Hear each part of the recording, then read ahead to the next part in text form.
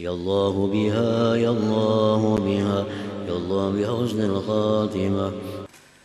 Nama yang kedua dari Asma'il Husna adalah Ar-Rahman. Ar-Rahman seringkali kita maknai dengan Maha Pengasih. Nah, itu makna yang secara ringkas. Ar-Rahman yang Maha Pengasih. Walladzi an'ama bi jala'ilin ni'amil ladzi la yatasawwaru suduru jinsiha minal ibad. Ar-Rahman itu adalah yang mengasihkan nikmat-nikmat yang besar yang tidak mungkin bisa dilakukan oleh hamba-hambanya. Itu arti Ar-Rahman. Yang mengasihkan nikmat-nikmat yang besar yang tidak mungkin bisa dilakukan oleh hamba-hambanya. Nah, itu Ar-Rahman. Nikmat-nikmat yang besar itu contohnya seperti Dia mengasihkan roh kepada kita. Nah, ini tidak akan bisa dilakukan oleh seorang hamba juga pun. Dia mengasihkan akal kepada kita. Dia mengasihkan iman kepada kita. Dan lain sebagainya. Segala macam nikmat yang dikasihkan kepada kita yang mana tidak bisa dilakukan oleh hamba-hambanya. Itulah Ar-Rahman. Oleh karena itu tidak dibolehkan seorang makhluk jiwa pun diberi nama dengan Ar-Rahman ini. Tidak dibolehkan. Itu mutlak hanya nama Tuhan, nama Allah Subhanahu wa ta'ala. Nah, para muhibbin rahimakumullah. Ar-Rahman itu adalah yang meliputi kebaikannya untuk orang beriman, untuk orang-orang kafir, untuk makhluk seluruhnya. Orang kafir itu bisa hidup, bisa senang karena Allah punya nama Ar-Rahman. Karena Ar-Rahman tadi adalah yang meliputi kebaikannya, baik terhadap orang yang beriman, orang-orang kafir, maupun makhluk yang lain. Oleh karena itu biasa di dalam doa disebut Ya Rahmanad Dunya wal Akhirah. Wahai Rahman yang pengasih baik di dunia maupun akhirat. Rahmanad dunya wal akhirah.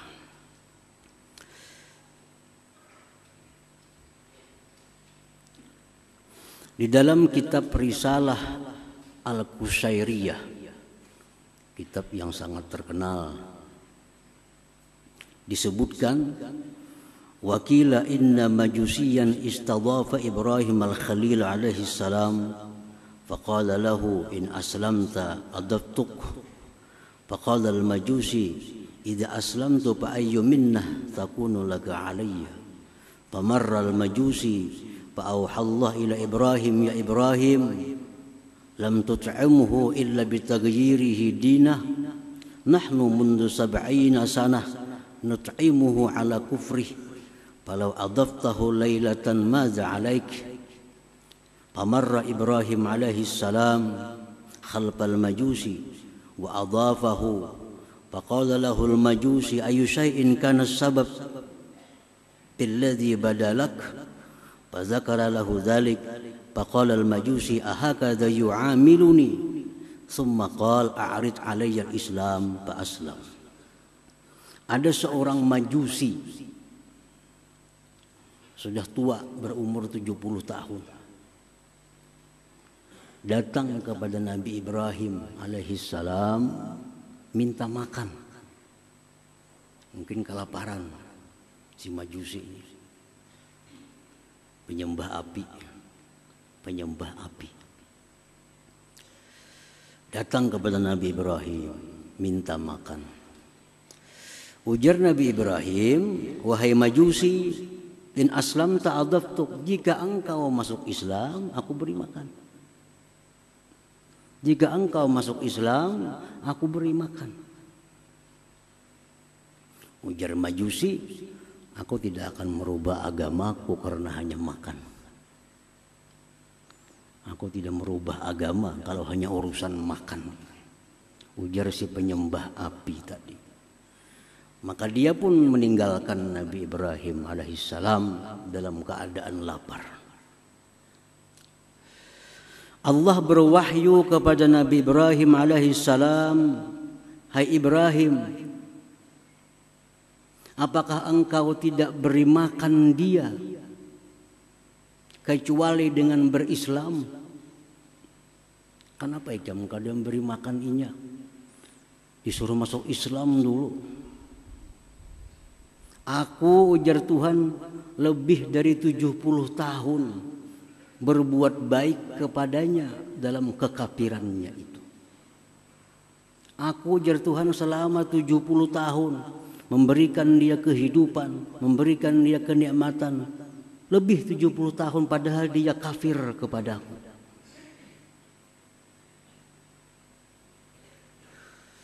Andai kata engkau beri makan dia, tidak jadi persoalan bagi engkau, wahai Ibrahim. Nah, Ibrahim pun berlari mencari si Majusi tadi. Cari-cari Majusi tadi, bertamu lawan Majusi tadi. Wahai Majusi, kemari. Sekarang aku beri makan. Makan Majusi. Ujar Majusi, hai Ibrahim, kenapa ada perubahan seperti ini? Begitu cepat ada perubahan. Tadinya engkau tidak memberi makan kepadaku kalau belum Islam, sekarang langsung diberi makan.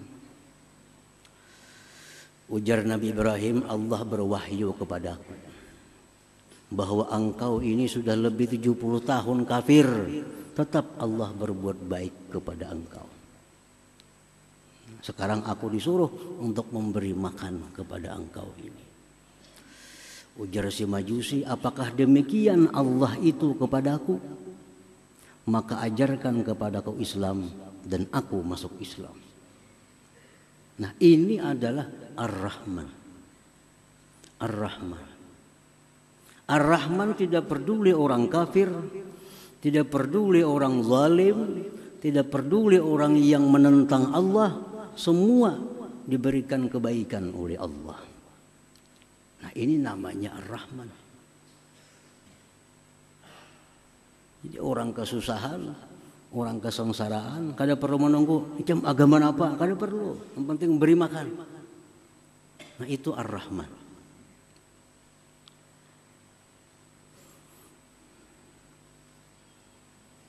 Nah, ini disebut di dalam kitab Risalah Al-Qushairiyah. Bagaimana Ar-Rahman itu. Jadi orang yang Tuhan yang bernama Ar-Rahman itu demikianlah kebaikannya. Artinya pengasih, tidak pilih kasih. Tidak pilih kasih. Para muhibbin rahimakumullah. Ar-Rahman, Allah yang bernama Ar-Rahman mengasihkan nikmat-nikmat yang besar yang mana tidak bisa dilakukan oleh seorang hamba juga pun.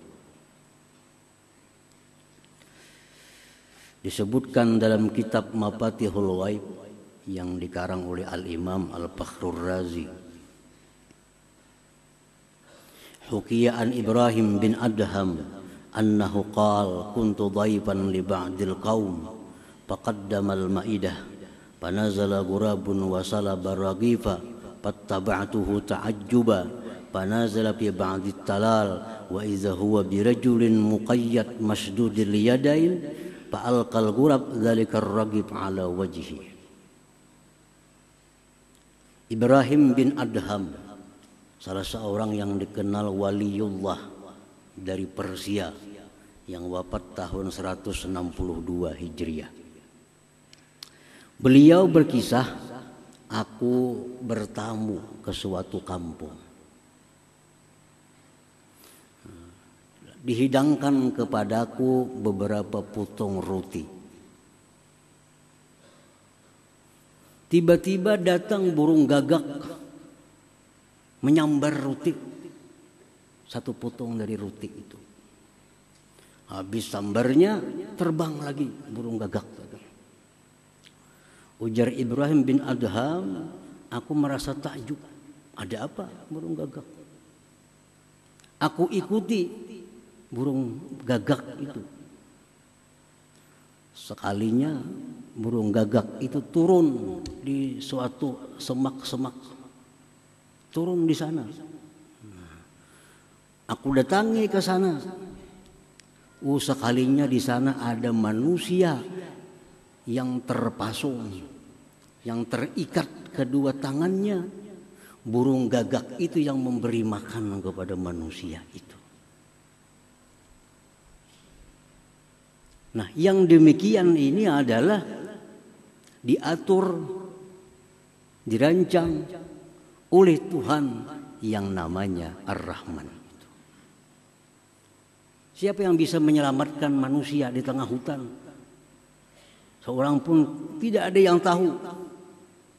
Tapi Allah memberikan ilham kepada burung gagak. Ambil itu roti, antar ke laki-laki yang dipasung itu, beri makan dia. Nah, ini Ar-Rahman, kasihnya Allah kepada manusia itu. Dengan cara yang demikian, yang tidak akan bisa dilakukan oleh manusia seperti yang demikian itu. Misalnya kita nyuruh burung ambil itu, kita beri makannya ke sana. Ada yang bisa, ada bisa. Itu hanya Ar-Rahman. Nah, kemudian disambung oleh Imam Fakhrul Razi dalam bab Ar-Rahman itu apa yang dikisahkan oleh Zunnun al-Misri, salah seorang yang dikenal waliullah di Mesir, yang wafat pada tahun 179 Hijriah. Ujar Zunnun al-Misri, aku berjalan ke Sungai Nil. Begitu aku sampai di Sungai Nil, ada kala yang besar berjalan cepat. Kala, aku iringi. Kemana kala itu berjalan cepat? Sekalinya si kala ini berjalan cepat menuju bibir Sungai Nil. Di sana ada seekor kuduk.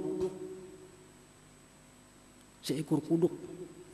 Lalu si kala itu naik ke belakang kuduk. Kuduk berjalan di sungai. Aku ambil jukung kapal kecil. Aku iringi kemana kuduk tadi membawa kala. Terus diiringi sampai ke seberang. Si kala tadi turun dari belakang kuduk, berjalan cepat. Aku iringi kemana kala itu berjalannya. Ternyata sampai ke sebuah pohon besar. Di sana ada manusia, seorang laki-laki yang sedang tidur. Dan di dekat laki-laki itu ada ular yang mau menerkam, menggigit si laki-laki itu. Ternyata ada ular. Nah, si kala ini datang ke situ berkelahi dengan ular. Kala menggigit ular, ular menggigit kala, mati keduanya. Fasalimar rajulun naim, laki-laki yang tidur tadi selamat. Nah, selamat dari gigitan ular itu. Nah, rancangan seperti ini adalah Ar-Rahman. Siapa yang bisa melakukan seperti itu? Ar-Rahman, luar biasa. Nah, jadi Ar-Rahman itu artinya yang memberikan kasih yang tidak bisa dilakukan oleh seorang hamba juga pun.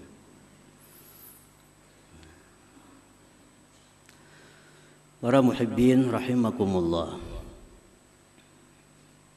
Ar-Rahman huwa alladhi awsala khairatil hayy ilal mayyit. Ar-Rahman itu yang menyampaikan kebaikan-kebaikan yang hidup kepada yang mati. Orang yang sudah mati masuk kubur, disiksa dalam kubur, oleh karena doa atau harapan yang hidup dalam kubur itu diringankan azabnya atau diangkat azabnya. Nah, ini adalah Ar-Rahman. Ar-Rahman. Siapa manusia bisa? Orang di dalam kubur disiksa, siapa yang kau menyelamatkan? Kada kawa. Tapi orang yang dalam kubur itu disiksa, akhirnya diringankan siksanya, bahkan bisa diangkat. Itu adalah pekerjaannya Ar-Rahman ini. Dalam sebuah hadis disebutkan, marra Rasulullah sallallahu alaihi wasallam ala qabrain faqal innahuma la yu'azzaban wa ma yu'azzabani fi kabir amma hadza fakana la yastatiru min bawlih wa amma hadza fakana yamshi bin namimah thumma da'a bi asibin ratbin fashaqqahu bithnain fawarasa ala hadza wahida wa ala hadza wahida thumma qala la'allahu yukhaffafu anhuma ma lam yaybasa. Rasulullah SAW lewat di kota Madinah, ada dua kubur. Ujar Nabi lawan sahabat, ini orang yang dalam kubur ini kedua-duanya sedang disiksa. Nabi tahu hal-hal yang alam malakut. Ini disiksa. Padahal ujar Nabi, ini orang disiksa bukan karena perkara yang besar. Artinya perkara yang begitu mudah dia hindari di dalam dunia. Satu ini jar Nabi disiksa di kubur karena kada hati-hati kencing. Bakamih kada hati-hati. Akhirnya najis dibawa sembahyang yang jadi kada sah. Nah, bakamih kada hati-hati. Nah, akibatnya dikubur, disiksa. Hal kecil. Ada yang satu ini ujar Nabi disiksa di kubur karena dia suka anjur atar. Kabar sini bawa ke sana, panas orang sana mendengar. Bawa lagi ke sini, panas pulang orang sini mendengar. Jadi orang kada bertaguran, jadi bahwa gara-gara ini. Nah, ini orang dalam dunia hidupnya itu dikubur, disiksa aja, disiksa. Lalu Rasulullah SAW mengambil pelapah kurma yang masih basah. Sidin belah dua pelapah kurma itu, sidin tanam satu kubur di sini, sebelahnya di sini. Ujar Nabi, selama ini pelapah kurma ini masih basah, yang dalam kubur diringankan azabnya. Diringankan azabnya. Nah, selama pelapah kurma ini masih basah, yang di dalam kubur diringankan azabnya. Nah, ini Ar-Rahman. Ar-Rahman. Ar-Rahman adalah Tuhan yang meringankan azab orang yang dalam kubur karena kebaikan-kebaikan orang yang hidup di alam dunia ini. Manusia kada bisa, kada kawa. Orang disiksa di kubur, kawala kita membantu, kada kawa, kada bisa. Tapi Ar-Rahman bisa. Orang yang sedang diazab di dalam kubur, anaknya berdoa, Allahumma ghfirli wali walidayya, ya Allah ampuni dosaku, dosa orang tuaku. Ya Allah bangkitkan dia, azab, hilangkan azabnya dalam kubur. Ini anak yang saleh berdoa kepada Allah, Allah kabulkan doanya. Akhirnya ibu bapaknya dalam kubur yang disiksa jadi diringankan siksanya atau diangkat siksanya. Inilah Ar-Rahman itu. Nah, para muhibbin rahimakumullah. Nah, jadi sesudah kita tahu bahwa Ar-Rahman itu sedemikian rupa yang tidak bisa dilakukan oleh manusia siapa jua pun. Al-Mun'im bijalailin ni'am. Ar-Rahman itu adalah yang mengasihkan nikmat yang besar yang tidak bisa dilakukan oleh hambanya. Nah, itu Ar-Rahman artinya.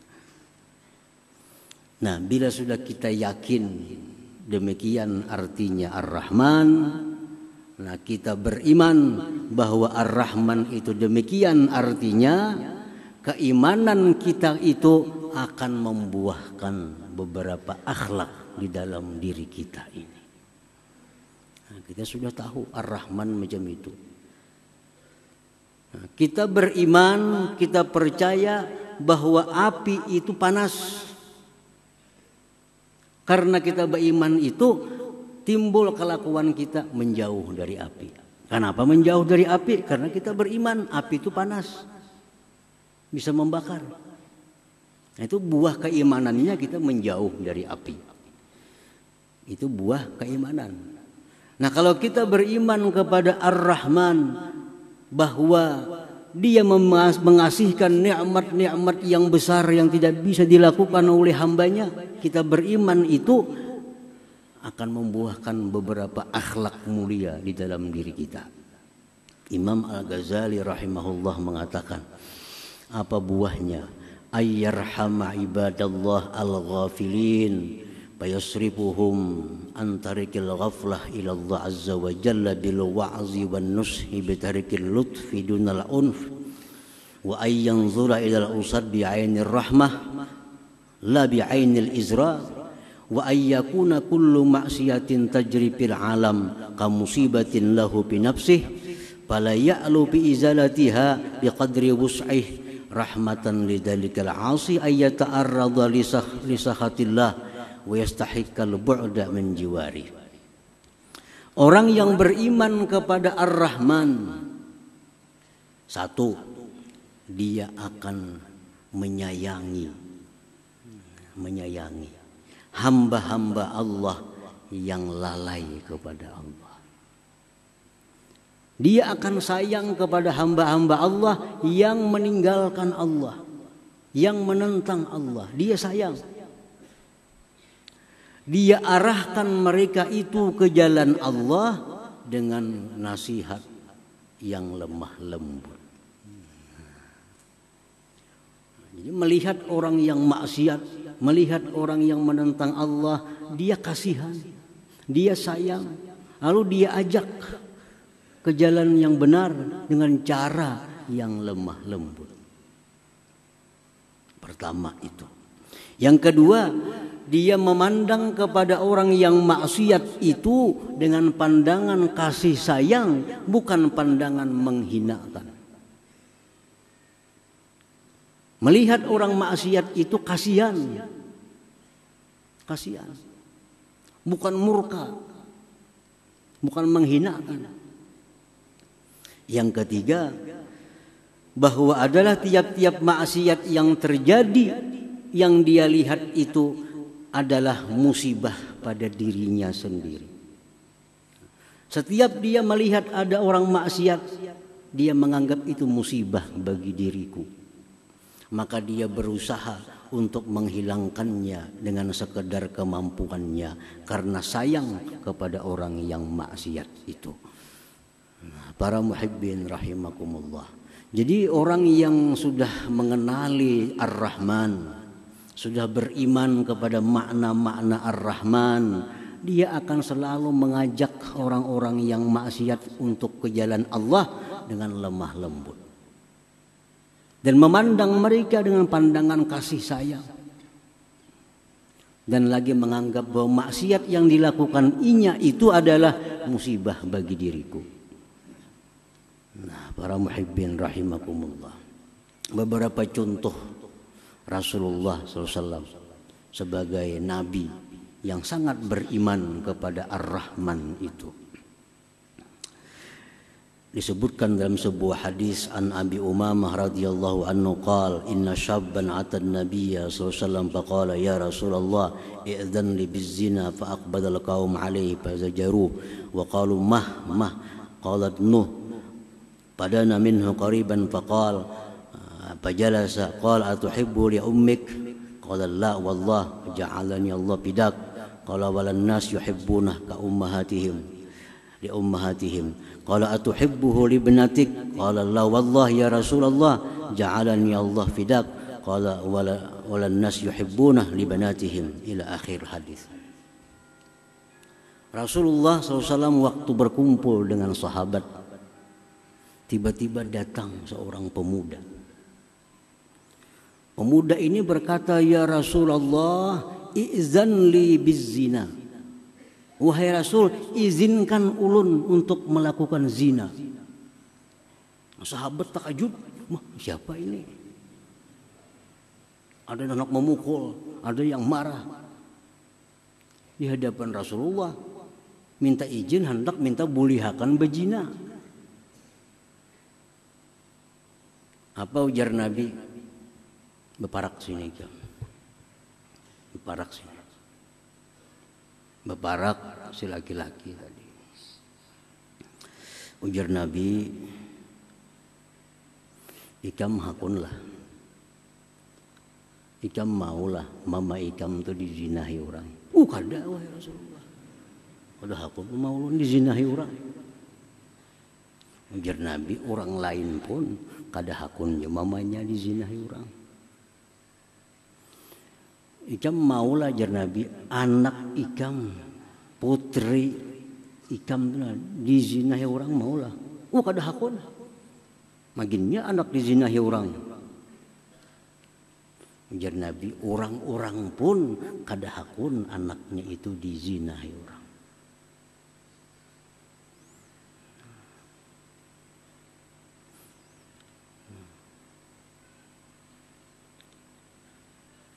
Ikam jar Nabi hakunlah, acil ikam, ading abah ikam, ading mama ikam dizinahi orang. Kada hakun wahai Rasulullah. Jar Nabi, orang gin kada hakun juga, orang lain pun kada mau juga, acil-acilnya dizinahi orang. Lalu Rasulullah SAW meletakkan tangan kepada laki-laki tadi. Sidin doakan Allahumma tahhir qalbah wa ghfir dzambah wa hassin farjah. Ya Allah, bersihkan hati ini orang. Ampuni dosanya, pelihara kemaluannya. Laki-laki itu berkata, setelah aku keluar dari tempat itu, tidak ada sesuatu yang aku benci selain daripada zina itu. Nah, ini cara dakwahnya Rasulullah. Rasulullah beriman kepada Ar-Rahman. Lalu dakwah beliau agar kembali ke jalan Allah dengan cara yang demikian. Dengan cara yang lemah lembut dan cara mendoakan mereka agar dapat petunjuk, dapat hidayah oleh Allah Subhanahu wa ta'ala. Demikian pula kita dakwah kita, terutama dengan anak-anak kita, keluarga kita. Ya dakwah kita demikian. Kita ajak mereka dengan jalan yang lemah lembut agar mereka lurus. Jangan lupa mendoakan mereka. Doakan mereka agar selalu di jalan yang lurus. Para muhibbin rahimakumullah. Dikisahkan tentang seorang waliullah yang bernama Ma'ruf Al-Karhi yang wafat di abad 200 di kota Baghdad.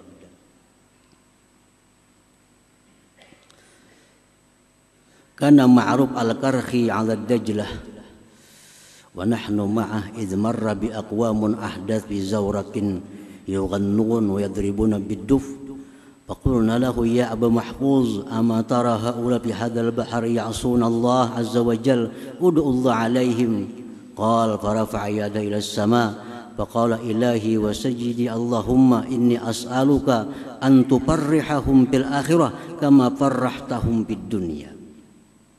Ma'ruf al-Qarhi dengan murid-muridnya di tepi sungai Tigris di Baghdad.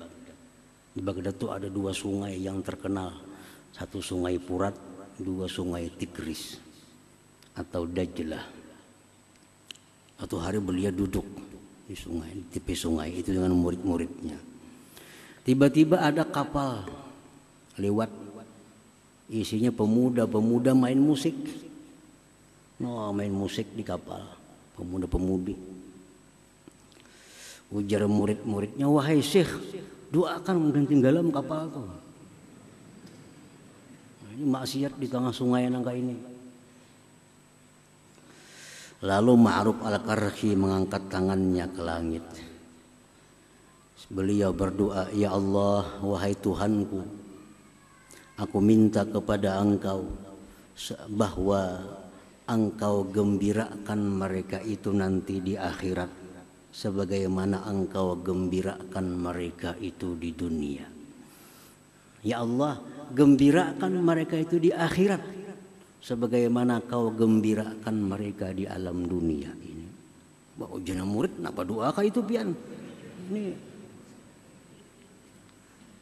muridnya hendak supaya tinggalam kapal itu terbakar ke apa tuh. Kalinya doa sidin kayak itu. Ya Allah, hamba minta kepada Engkau itu orang-orang yang rami memusik, begambus, begitu macam-macam. Gembirakan mereka di akhirat nanti sebagaimana Kau gembirakan mereka di dalam dunia. Nah, ujar Syekh Ma'ruf al-Qarhi, kalau mereka itu digembirakan Allah di akhirat, surga artinya, berarti diberi Allah tobat dalam dunia ini. Kada main musik lagi kena inya. Nah ini Ma'ruf al-Qarhi mencontoh Ar-Rahman.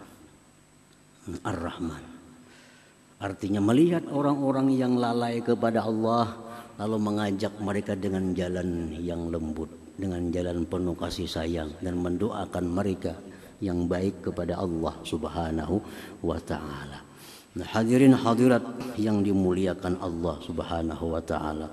Nah, mudah-mudahan kita dapat beriman kepada nama Allah yang kedua Ar-Rahman, dan iman kita itu dapat membuahkan akhlak seperti tadi.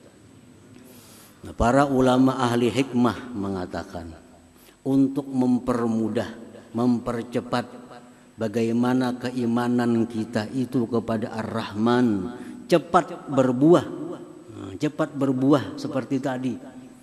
Alangkah baiknya setiap habis sembahyang 5 waktu membaca Ya Rahman 100 kali. Ya Rahman, Ya Rahman, Ya Rahman, Ya Rahman, Ya Rahman, Ya Rahman, Ya Rahman, Ya Rahman. Nah maka dengan berkah bacaan itu setiap sembahyang 5 waktu habis sembahyang baca 100, maka kita akan diberi Allah akhlak di mana kita bisa melihat orang yang maksiat itu dengan pandangan kasih sayang, dan kita bisa mengajak mereka ke jalan Allah dengan jalan yang lemah lembut, dan kita akan diberi Allah kedudukan yang mulia di sisi Allah Subhanahu wa ta'ala. Ya Rahman 100 kali sesudah sembahyang 5 waktu. Itu yang dikatakan oleh sebagian ulama ahli hikmah. Selanjutnya insya Allah kita sambung nama Allah yang ketiga yaitu Ar-Rahim.